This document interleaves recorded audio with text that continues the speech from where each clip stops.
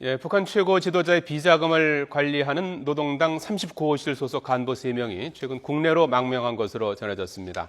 또 우리 군의 중장급에 해당하는 인민군 고위 간부도 최근에 망명한 것으로 알려졌는데요. 최근 잇따르는 북한 간부들 이 탈북과 망명, 그 이유는 무엇일까요? 전문가와 함께 분석해 보겠습니다. 홍현익 세종연구소 수석연구위원, 조봉현 IBK 경제연구소 수석연구위원 두 분 모셨습니다. 어서 오십시오. 네, 안녕하십니까. 자, 우선 그 노동당 39호실의 중간급 간부가 뭐 국내로 이제 망명한 거죠? 이거는 세 명이나 이제 망명을 했다고 하는데 뭐 관련해서 뭐 접하신 정보가 있습니까? 뭐 특별히 접한 건 없고요. 예. 근데 하도 여러 명이 줄지어서 지금 와 있다고 이제 연초부터 소식을 간접적으로 이제 들었는데 예. 지금 그 사람들이 꽤 여러 명이고 예. 꽤 고위급도 있다. 이럴 때 이제 아직 확인은 안 됐지만 박재경 대장 그리고 이 사람은 인민무력부 부부장, 국방차관을 지냈고 예. 총정치국 부국장도 했기 때문에 굉장히 그 고위층이라고 볼 수 있고 우리 남북 정상회담하고 송이버섯 전달하러 서울에도 오고 예. 그랬던 사람인데 이 사람도 지금 넘어왔다는 얘기가 있거든요. 예. 그런 거 보면 39호실도 이게 굉장히 김정은의 사근고 관리하는 사람들인데 예. 이 사람들이 넘어왔다는 건 북한 체제에 큰 문제가 생긴 거 아니냐 이런 거를 추측하게 하기 때문에 이 뉴스가 이제 큰 뉴스로 우리가 봐야 되는 겁니다. 이 노동당 38호실, 39호실이 언론에 자주 등장하는데 여기 간부가 이제 망명했다는 것은 뭐 의미 부여를 좀 많이 해도 될까요? 예, 일단 노동당 39호실이 뭐 하는 데는 먼저 좀 봐야 될 것 예. 같은데요. 과거 김정일 때 70대 중반에 설립을 했는데 일단 주로 최고 지도자의 비자금을 관리하고 그 다음에 외화벌이 사업하고 대외 경제 정책을 총괄하는 곳입니다. 우리 예. 군으로 치면 정찰총국이 군에서 어떤 실제적인 역할을 한다고 하면 예. 경제 쪽에서는 39호실이 그런 역할을 한다고 봐야 될 것 같습니다. 예. 이번에 넘어온 그 39호실의 그 간부는 중간급이 아니고 고위급입니다. 실제적으로 39호실에서 전체적으로 총괄하고 있는 국장급이고요. 그러니까 국장이지만 실제적으로 파워로 봤을 때는 일반 내각에 있는 이제 장관급보다 훨씬 더 파워가 있는 예. 그런 어떤 인물이 넘어온 걸로 이렇게 지금 파악이 좀 되고 있습니다. 그래서 예. 여러 가지 봐야 될 건데 왜 39호실에 있는 간부가 넘어왔을까? 여러 가지 이유가 있겠지만 일단 북한 내에서의 공포 정치에 대한 두려움도 좀 있지만 예. 실제 이제 이야기를 들어보면 이제 김정은 체제 내에서는 북한 내에 희망이 없다 이런 게 굉장히 많이 작용하는 것 같습니다. 예. 그러다 보니까 과거에 39호실의 간부 같으면 굉장히 뭐 부유하게 살고 아무 걱정 없이 살 수 있는 건데 이제는 모든 것이 불안해지고 미래에 어떤 보장이 없으니까 결국은 해외로 망명하는 것이 계속적으로 앞으로도 아마 이어지지 않을까 이렇게 생각이 됩니다. 지금 그 39호실 같으면 이제 경제 분야와 이제 관련된 곳이라고요. 38호실도 마찬가지인가요? 예, 지금 뭐 과거에 38호실, 39호실이 있었는데 그게 예. 지금 통합이 된 걸로 알고 있습니다. 통합됐군요. 통합되기 이전에는 38호실은 주로 국내의 외화 관련된 사업들을 주로 예. 많이 했다고 하면 39호실은 이제 대직인 겁니다. 주로 그래서 39호실에 있는 조직들이 보면 중국이나 해외 쪽에 많이 나와가지고 활동을 하고 있거든요. 이런 활동을 통해서 외화를 벌어들이고 그다음에 북한 내에 모든 외화들을 좀 총괄하고 있고 그다음에 39호실 산하에 보면 무역회사도 있고 대성은행을 비롯해가지고 한 120여 개가 있습니다. 예. 근데 이게 산하에만 124개 있지만 실제 북한 내에 경제에 관련된 모든 조직들을 총괄하는 곳이다 이렇게 보면 될 것 같습니다. 자, 그렇다면은 우리 정부가 이렇게 이제 이 38, 39호실의 간부들이 이제 망명을 해왔는데 이 사람들을 통해서 얻을 수 있는 정보들이 중요한 것들이 많겠군요. 중요한 정보들이 많죠. 예. 김정은이가 사실 그 궁정 경제라 그래서 예. 북한의 경제는 이 인민 경제는 별거 아니고 예. 그거보다 더 중요한 게 군수 경제, 군의 경제. 예. 그거보다 더 중요한 게 궁정 경제 아니면 수령 경제 이건데요. 예. 그러니까 김정은이가 정권을 유지하는 거는 일반 대중들에게는 사회주의 국가니까 계획 경제를 통해서 먹고 사는 걸 다 계획적으로 나눠주고 해야 되는데 뭐 30~40%밖에 그것도 일부만 그 식량을 주고 예. 배급을 주고 있기 때문에 예. 뭐 주민들에 대해 사회주의라 그래도 명분이 없는 거죠.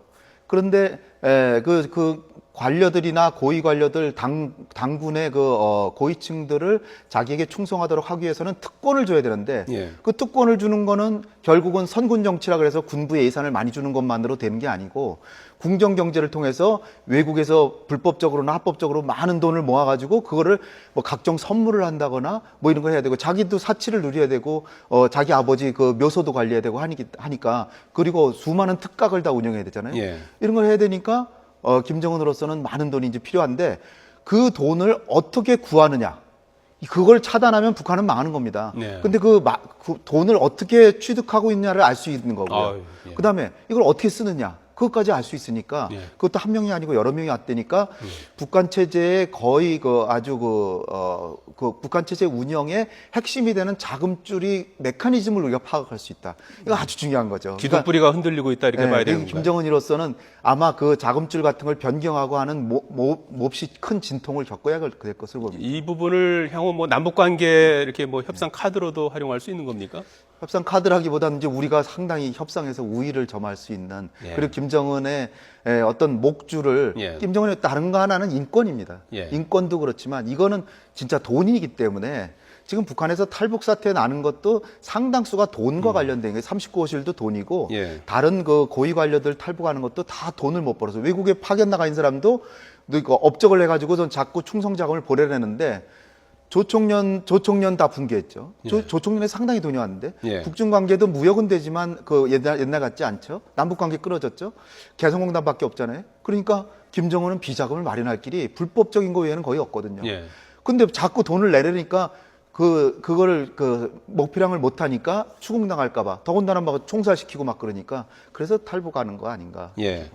그런가 하면 우리 이제 중장급 뭐 별 3개에 해당하는 북한 계급 뭐 상장 박승원 상장도 지금 최근에 망명했다는 소식인데 말이죠.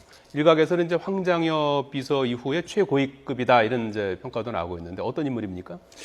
예, 박성원 상장은 과거 2000년도에 1차 남북 장관급 회담할 때 차석 대표로 온 적이 있습니다. 예. 그래서 과거에 러시아에서도 근무한 적이 있기 때문에 지난 아마 4월 달에 러시아 쪽으로 망명했다는 지금 이야기가 나오고 있거든요. 박성원 상장 정도면 북한에서 김정은 체제에서 가장 그 역점을 두고 있는 게 마싱거 스키장인데 예. 마싱거 스키장에 대한 성공적으로 했다 해가지고 김정은으로부터 영웅치호도 받고 그래요? 그다음에 7훈장도 받은 그런 인물이거든요. 불과 얼마 전일 그래서 텐데요. 예, 이런 인물이 이제 최근에 이제 이 탈북한 걸로 나오고 있는데요.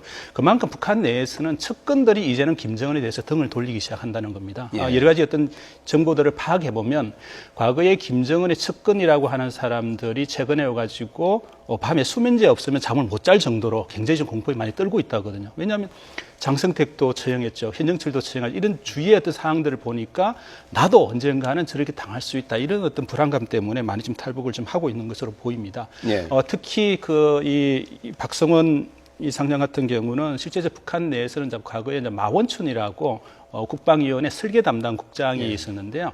작년 12월 달에 숙청된 걸로 나옵니다. 7월 1일 날 평양 순환공항 그걸 새로 이제 개통식을 했는데 그걸 실제로 총괄을 이제 마원춘이가 맡았는데 김정은의 지시에 의해 가지고 시작을 했는데 김정은이 나중에 현지 수차를 해보니까 순환공항 자체가 본인의 마음에 안 든다.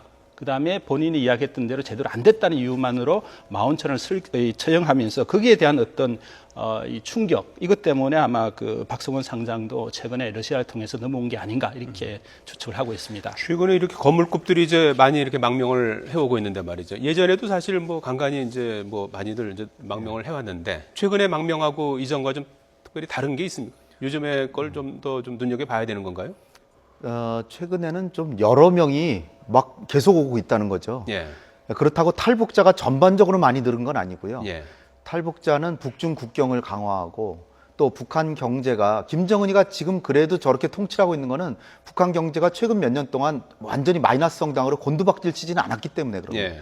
근데 지금 금년에는 대가뭄이 들어가지고 네. 금년에 농사가 망치면 아마 대량 탈북도 이제 가능할 것 같은데 근데 이제 최근에 탈북자들의 이게 우리 조 선생님 잘 얘기하셨지만 그 장성택 처형의 충격이 워낙 크고요. 장성택이 그 당의 그 인사부장까지도 조직부 부장까지도 해서 인사의 안 친한 사람이 없는 거죠. 그러니까 엄청나게 많은 사람이 장성택이 처형당했으니까 줄줄이 엮여서 다 처형될 수 있으니까 예. 두려워서 많이 다 탈북을 한 거고, 그런데다가 새로 김정은이 발탁해서 최고위까지 간 현영철까지 처형하니까 예. 거기와 연루된 사람들은 나도 언제 처형될지 모른다. 예. 이를테면 이번에 4월 달에 러시아를 같이 갔는데 현영철이 멀쩡하게 특사로 북러 정상회담을 준비하러 간 것처럼 갔는데 갔다 와서 처형을 시키니까 그럼 내 차례다 다음은. 예. 그러니까 이 두려움이 공포가 커져가지고 줄줄이 이제 탈북을 하는데, 최근에 이렇게 보면은 군 장성들하고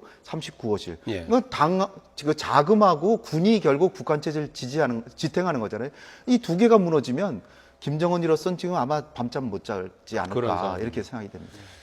과거 같으면은 사실 이렇게 북한에서 거물급이 이렇게 망명을 하고 그러면은 좀 기자회견도 하고 그러지 않았습니까? 요즘에 이렇게 조용히 이렇게 처리하는 이유가 뭐 특별히 있습니까? 일단은 뭐 예. 최대한 그 사람들한테 예. 정보를 얻어내고 그걸 최대한 국익을 위해서 활용을 한 다음에, 예. 그리고 나서 이제 조금씩 흘러나오잖아요. 예. 그래서 공개화가 되면 그때는 한번 내보낼지 모르죠. 그러나 지금으로서는 누구라고까지도 확실하게 얘기를 하지 않는 것이 예. 그 사람을 통해서 얻을 수 있는 정보를 다 얻어서 다른 조직까지도 알아낼 수 있을 때까지는 최대한 알아내고 나서 그 다음에 이제 공개를 해야 되겠죠. 예. 전체적으로 지금 권력층이 좀 이반되고 이제 분열되는 그런 양상인데, 이렇게 되면 이제 북한 주민들의 뭐 일상 생활도 더 힘들어지는 거 아닐까요? 예, 맞습니다. 북한의 실제적으로 보면 중앙청이 어느 정도 좀 튼튼하면서 북한 주민 생활을 좀 챙기고 이렇게 가야 되는데, 위청 자체가 분열 생기고 그다음 불안해지고 흔들리니까 그것이 북한 주민 생활과도 또 영향을 좀 미치고 예. 있다고 하겠습니다. 그러다 보니까 북한의 공식적인 경제 생활 자체가 무너지기 시작합니다. 배급 전에 이미 무너졌고요. 그래서 북한 주민들은 최근에 이 지도층들의 흔들림이란 탈북 상태에 대해서는 불안해하면서도 사실은 크게 또 관심을 안 두고 있습니다. 왜냐하면 그것보다는 오히려 빨리 돈을 벌어야 되고 경제 생활을 해야 되기 때문에 여기에 더 오히려 중점을 두고 있거든요. 최근에 또 북한 주민 생활들이 굉장히 좀 어려워지고 있습니다. 특히 북한에서는 왕가물이라고 해가지고 지금 비가 안 와가지고 굉장히 북한 주민들의 그 생산에 지금 영향을 미치고 있습니다. 1월부터 5월까지 북한의 강수량이 한 145mm를 해가지고 평년에 비해 한 70% 정도밖에 안 되고요. 모내기가 한 44만 정도 정보했는데 그중에 한 15만 정보가 지금 벼가 말랐다는 거거든요. 예. 그러면 올해 아마 그 수확량 자체가 굉장히 떨어지면서 올 겨울을 북한 주민들이 넘기가 굉장히 어려울 겁니다. 그래서 북한 주민들은 지도층들이 흔들리는 게 굉장히 불안해하면서도 오히려 거기에 더 신경 쓰기보다는 지금 어떻게 먹고 살 것인가, 여기 지금 중점을 두고 있다고 하겠습니다. 예. 지금 그 북한 재정 불안의 원인 가운데 하나가 이제 뭐 이 장마당, 급증하는 장마당 때문이라는 그런 분석도 있는데 말이죠. 북한에서 그 장마당이 지금도 계속해서 늘어나고 있는 겁니까? 장마당은 늘어나고 예. 장마당을 인정하지 않을 수 없는 상황에 처한 게 북한의 위기죠. 예. 본래는 계획경제에서 중앙정부가 다 모든 거를 그 물자에 처음 취득부터 시작해서 생산 그리고 분배까지 다 해야 되는데 그걸 정부가 못 해주니까 할 수 없이 이제 너희들끼리 먹고 살아라고 해서 허용해 준 게 이제 장마당인데, 예. 장마당의 경제라고 하는 것은 민간인들에게 자본주의 시장 경제적인 그 생각을 자꾸 하게 하고, 그다음에 이제 부자들이 생겨나니까 자꾸 딴 생각을 하고 체제에 대해서 불만이, 돈을 벌지만 오히려 불만이 생기고요.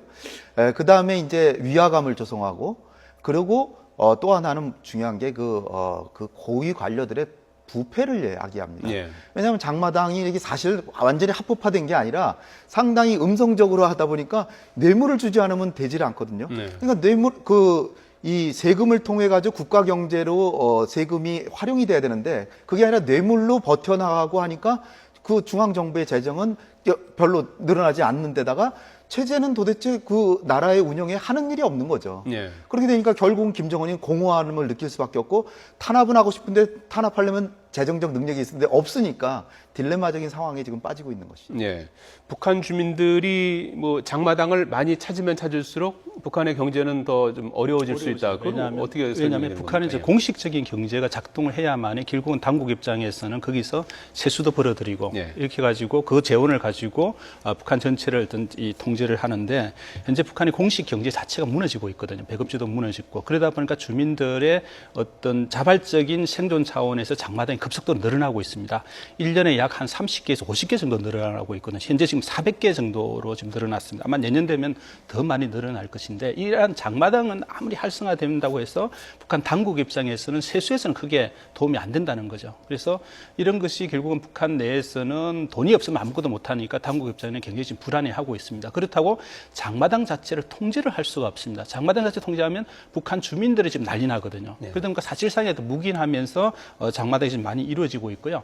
북한이 그러면 이런 장마당이 왜 늘어날까? 이제는 북한 주민들의 한 생존의 문제와 관련돼 있습니다. 북한 주민들의 한 가구가 한 달에 이렇게 그 생활할 수 있는 비용 자체가 북한 돈으로 약 2만 원 정도거든요. 근데 4만 원 정도입니다. 근데 2만 원 정도는 뭐 월급이나 이런 거 충당을 할 수가 있는데 나머지 2만 원 정도를 채워야만이 가족들이 생활할 수 있는데 이것은 결국 장마당 말고는 방법이 없는 거예요. 장마당을 통해 장사를 해가 돈을 벌어야만이 가족의 생계가 책임질 수 있으니까 이 장마당 자체는 북한 내에서는 앞으로 급속도로 늘어날 것으로 이렇게 예상이 되고 있고요. 문제는 이 장마당 자체를 북한이 앞으로 어떻게 제도화시키고 이걸 합법화시켜 가지고 북한의 어떤 경제의 성장에 좀 도움될 수 있도록 만들 것인가 이게 하나의 지금 관건인데 북한의 지도부 입장에서는 아마 받아들이기는 쉽지 않을 것으로 보입니다. 예. 자, 끝으로 뭐 지금 북한의 엘리트들의 잇단 그 탈북 사태 앞으로 뭐 남북 관계에는 어떤 좀 영향을 미칠 것 같습니까? 김정은이가 이제 좀 심리적으로 더 불안해지니까 예. 더 공포 정치할 수 있고 아까 말씀하신 주민들의 삶은 더 척박해지고 충성자금 더 많이 내더라 산나물이라도 캐서 바쳐라. 예. 그러니까 점점 더 어려지고 탈북자들을 막기 위해서 북중 국경을 강화할 거고요. 남북 대화에 있어서는 아무래도 우리 정부가 지금은 정치 상태지만 북한의 상황이 점점 어려워지니까 예. 결국은 그 백기 들고 나오면 참 좋겠는데 그걸 우리 정부가 조금 좀 어떤 유연성을 가지고 예. 완전히 체면을 꺾으려고 하기보다는 예. 일단은 사실상 백기를 들고 나오는 형식을 취하되 체면은 살려준다면 남북 대화도 되지 않을까 저는 그렇게 생각합니다. 알겠습니다.